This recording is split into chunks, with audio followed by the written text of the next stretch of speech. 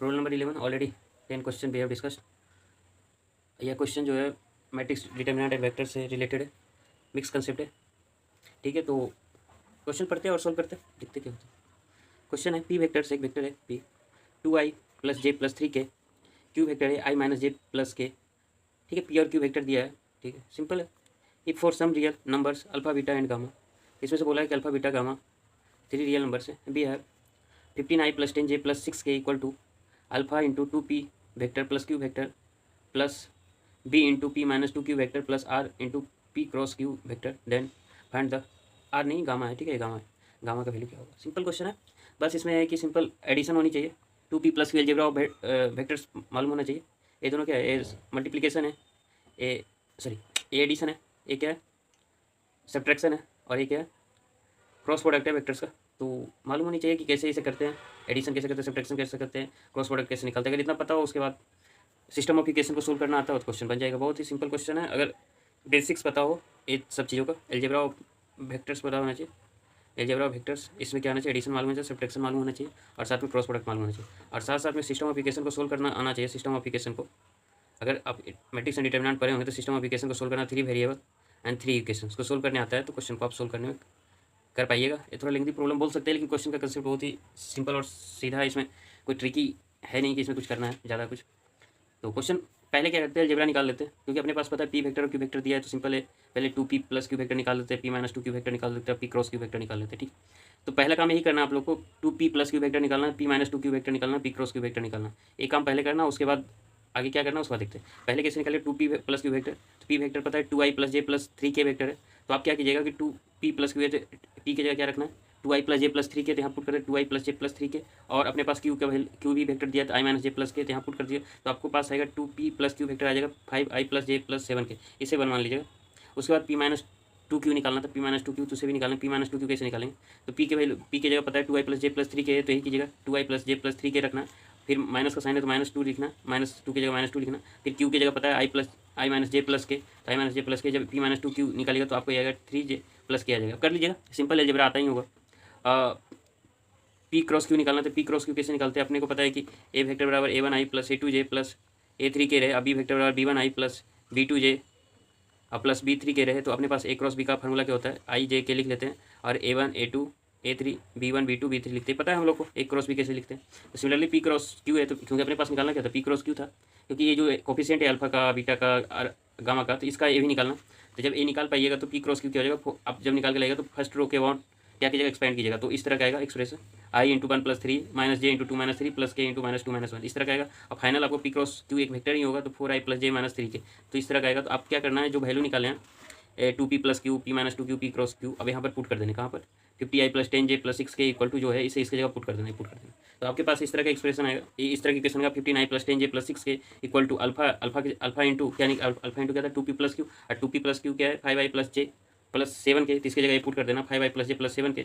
फिर उसके बाद क्या कीजिएगा p - 2q निकलना बीटा की जगह, बीटा के को बगल में, तो बीटा के कोफिशिएंट में जब ए लिखेगा तो बीटा × 3j + k, क्योंकि पता है p - 2q क्या है 3j + q a k, तो 3j + k लिखे यहाँ पर। फिर गामा के बगल में क्या था p क्रॉस q, तो p क्रॉस q क्या निकल गया 4i + j - 3k, तो वही लिखेंगे गामा की जगह क्या लिखेंगे 4i + j - 3k। ठीक है, अब इसके बाद आपको क्या करना है, अपने पास जो इक्वल का जो साइन है उसके लेफ्ट साइड में क्या है, आपके लेफ्ट साइड में आई का कोफिश आई जे के फॉर्म में लिखा हुआ, तो आपको भी यही अल्फा बीटा गामा जो लिखा हुआ उसे आई जे के फॉर्म में बना लेंगे। अब आई को यहाँ से क्या हो जाएगा 5 अल्फा, यहाँ से क्या हो जाएगा, क्योंकि अपने पास आई रखना है, तो आई का कोफिश अब इसे एक्सपेंड कीजिएगा, तो आप आपको आई को इस तरह आई जे के फॉर्म में लिखना है, इसको इसे अरेंज इस तरह से करने का आई जे के फॉर्म में लिखा जाए। तो जब इसे कीजिएगा तो 5 अल्फा + 4 गामा आई आ जाएगा। फिर इसी तरीके से यहाँ पर जे के बगल में आ जाएगा, तो अल्फा यहाँ से आ जाएगा, 3 बीटा यहाँ से आ जाएगा, गामा यहाँ से आ जाएगा, जे के बगल में तो जे आ जाएगा, 7 अल्फा + बीटा - 3 गामा के का कोफिशिएंट हो जाएगा। तो आपके पास इतना हो गया। अब दो वेक्टर है, दो वेक्टर इक्वल कब होता है, जब इसका आई जे के का कोफिशिएंट इक्वल हो जाए। तो आप क्या कीजिएगा इसमें, इसको हम बता रहे हैं फेस पेज पर। तो इसमें क्या लिखना है, अपने पास दिया हुआ 15i + 10j + 6k, इतना तक अपने खुद कर लीजिए, इसके बाद सोल्यूशन बताए 6k ऑलरेडी मैं डिस्कस कर चुका हूँ, अब देख लीजिएगा किस तरह है। 5 अल्फा + 4 गामा आई है, फिर क्या है अल्फा + 3 बीटा प्लस गामा जे है। ठीक है, और फिर क्या है 7 अल्फा + बीटा - 3 गामा के। अब इसके बाद क्या है कि अब हमें पता है कि दो वेक्टर अगर ए वेक्टर बराबर बी वेक्टर, तो दोनों वेक्टर मान लीजिए a1i + a2j + a3k रहे, और b1i + b2j + b3 इक्वल का साइन है, तो कोफिशिएंट कोरस्पोंडिंग आई का कोफिशिएंट इक्वल हो जाएगा, जे को कोफिशिएंट इक्वल होगा के को के का कोफिशिएंट क्या होगा, इक्वल होगा। इसका मतलब क्या हो जाएगा, A1 equal to B1, A2 equal to B2, क्योंकि A1 आई का कोफिशिएंट क्या है, इधर RHS में क्या है B1 और LHS में क्या है A1, A1 B1 हो जाएगा। फिर सिमिलरली A2 B2 हो जाएगा, A3 B3 आ जाएगा। तो इसका मतलब सिमिलरली हम इसमें भी बोल सकते हैं कि आई का कोफिशिएंट क्या है 5 अल्फा प्लस 4 गामा, यहाँ 15 है। तो क्या करना होगा, आप ऐसा कीजिए, आई का कोफिशिएंट दोनों RHS LHS में इक्वल कर दीजिए। तो क्या आ जाएगा 5 alpha plus 4 gamma equal to 15 आ जाएगा। इसे इक्वेशन 1 मान लीजिए। क्या कीजिए, इक्वेशन 1 मान लीजिए। फिर जे का कोफिशिएंट कीजिएगा, तो जे का कोफिशिएंट करने पर alpha plus 3 beta plus gamma equal to 10 हो जाएगा। इसे इक्वेशन 2 मान लीजिए। फिर सिमिलरली यहाँ पर के का कोफिशिएंट क्या आया था, 7 alpha plus beta minus 3 gamma equal to इधर के का कोफिशिएंट LHS में 6 है तो 6 इसे 3 मान लीजिए। अपने को क्या था क्वेश्चन में निकालना, वैल्यू गामा का निकालना। किसका, गामा का। जब गामा का वैल्यू अपने को निकालना है तो क्या करनी होगी, सिर्फ हमें गामा चाहिए, तो हमें ना अल्फा चाहिए ना बीटा चाहिए। तो हम क्या करेंगे, एलिमिनेट करेंगे। इसमें से क्या है कि इक्वेशन 2 और 3 में देखिए तो बीटा आ रहा है, अपने पास एक इक्वेशन इसमें बीटा नहीं है। तो हम क्या करेंगे, इससे बीटा को एलिमिनेट कर देंगे। एलिमिनेट करने का अल्फा गामा आ जाएगा। तो एक इक्वेशन अल्फा गामा यहाँ से हो जाएगा, एक इक्वेशन ये दोनों को सोल्व करने पर आ जाएगा, और दोनों को सोल्व करके गामा निकाल लेंगे। तो पहले क्या करते हैं, बीटा को एलिमिनेट करते 2 और 3 थे। तो फिर लिखे फ्रॉम 2 एंड 3 से, फ्रॉम 2 एंड 3 से। अब क्या करते हैं कि फ्रॉम 2 और 3 से, यहाँ से क्या कीजिएगा, 3 से जब कीजिएगा तो यहाँ से क्या आ जाएगा, बीटा निकालना पड़ेगा इक्वेशन 3 से। तो 3 से क्या कीजिएगा, 3 से बीटा निकाल लीजिए। बीटा निकालिएगा तो कितना आ जाएगा, 6 प्लस 3 गामा माइनस 7 अल्फा आएगा। अब क्या, इसी बीटा को A2 में रख दीजिए। तो क्या आ जाएगा, अल्फा प्लस देखते रहिएगा, alpha plus 3 into 6 plus 3 gamma minus 7 alpha plus gamma equal to 10। इसे 2 में रख दें, 2। ठीक है, अब ए कीजिएगा। अब ए करने पर आपको क्या आ जाएगा, अल्फा प्लस 18 अब plus 9 gamma minus 21 alpha plus gamma equal to 10। अब जब इतना कीजिएगा तो क्या आ जाएगा, माइनस 21 अल्फा, अल्फा कितना आएगा माइनस 20 अल्फा, फिर 9 गामा प्लस गामा कितना 10 गामा इक्वल टू 10 माइनस 18 कितना आ जाएगा, माइनस 8 आ जाएगा। That means minus 20 alpha plus 10 gamma equal to minus 8।